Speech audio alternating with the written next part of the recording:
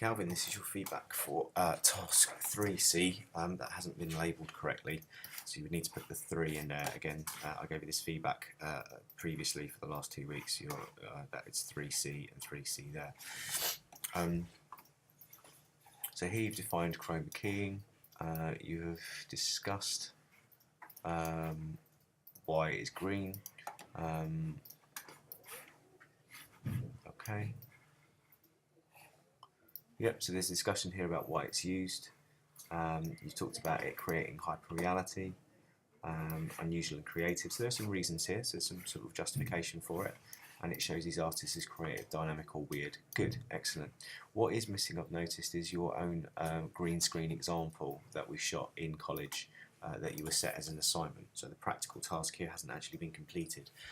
That doesn't prohibit you from achieving the grades. It is obviously a bit of a concern that some of the homework still isn't being done. You've discussed here about using green screen because it's cheaper, and you've talked about filters to blend in the background. Here you're moving on hopefully to discussing good and bad examples. So you're now evaluating, which is moving, if we have more detail, towards the higher merit, possibly the distinction. Okay, good.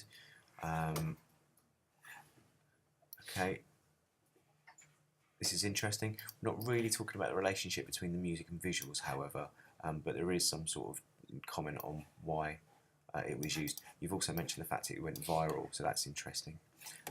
Here we've got an example of a good one, so you're comparing, so again that's moving into this distinction. That's good. Yep. Yeah, that's good. Okay, this is interesting. You've talked about creating a link between music and visuals. So I think you're towards a distinction here.